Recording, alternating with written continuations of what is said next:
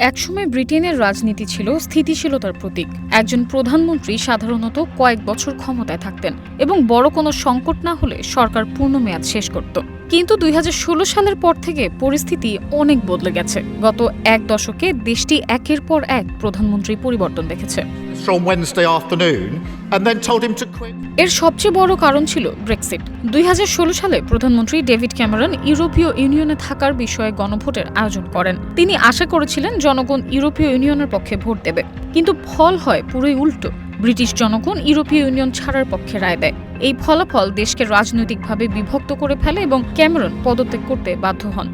এরপর Theresa May Brexit বাস্তবায়নের দায়িত্ব পান, কিন্তু তার প্রস্তাবিত চুক্তি বারবার সংসদে প্রত্যাখ্যাত হয়। রাজনৈতিক সমর্থন হারিয়ে তাকেও পদত্যাগ করতে হয়। পরে বরিস জনসন ক্ষমতায় এসে ব্রেক্সিট সম্পন্ন করলেও বিভিন্ন বিতর্ক ও কেলেঙ্কারির কারণে নিজের দলের আস্থা হারান। বিশেষ করে কোভিড লকডাউনের সময় পার্টি আয়োজনের অভিযোগ তার জনপ্রিয়তাকে ক্ষতিগ্রস্ত করে। তারপর আসেন লিজ ট্রাস। কিন্তু কর কমানোর পরিকল্পনা ঘোষণার পর আর্থিক বাজারে অস্থিরতা সৃষ্টি হয়, পাউন্ডের মান কমে যায় এবং বিনিয়োগকারীদের আস্থা নষ্ট হয়। ফলে মাত্র কয়েক সপ্তাহের মধ্যেই তাকে পদত্যাগ করতে হয়। তবে শুধু নেতাদের ব্যর্থতা দিয়ে এই পরিবর্তন ব্যাখ্যা করা যায় না। এর পেছনে রয়েছে দীর্ঘমেয়াদী অর্থনৈতিক ও সামাজিক সমস্যা। ২০০৮ সালের বৈশ্বিক আর্থিক সংকটের পর থেকে ব্রিটেনের অর্থনীতি আগের মতো গতিতে এগোয়নি। অনেক মানুষের আয় স্থবির হয়ে আছে, কিন্তু জীবনযাত্রার ব্যয় বেড়েছে। ফলে সাধারণ মানুষের মধ্যে হতাশা তৈরি হয়েছে। একই সঙ্গে স্বাস্থ্যসেবা, পরিবহন ও অন্যান্য জনসেবার মান নিয়েও অসন্তোষ বেড়েছে। অনেক ভোটার মনে করেন রাষ্ট্রের গুরুত্বপূর্ণ সেবাগুলো আগের মতো কার্যকর নেই। যখন মানুষ প্রতিদিনের জীবনে সমস্যার মুখোমুখি হয়, তখন তারা রাজনৈতিক নেতৃত্বকে দায়ী করে। সামাজিক বিভাজনও বেড়েছে।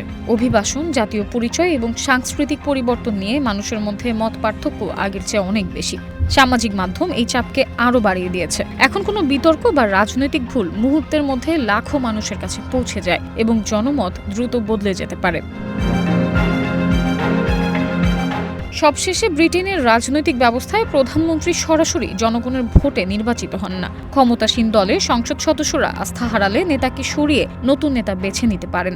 ফলে প্রধানমন্ত্রীদের শুধু জনগণের নয়, নিজের দলের সমর্থনও ধরে রাখতে হয়। তাই গত এক দশকে ব্রিটেনে এত ঘন ঘন প্রধানমন্ত্রী পরিবর্তনের পেছনে কোনো একক কারণ নেই। ব্রেক্সিট, অর্থনৈতিক চাপ, জনসেবার সংকট, সামাজিক বিভাজন এবং দলীয় রাজনীতির পরিবর্তন সব মিলিয়ে ব্রিটিশ রাজনীতিকে আরও অস্থির করে তুলেছে। আর এই কারণেই আজকের ব্রিটেনের সবচেয়ে বড় চ্যালেঞ্জ হলো রাজনৈতিক স্থিতিশীলতা ফিরিয়ে আনা।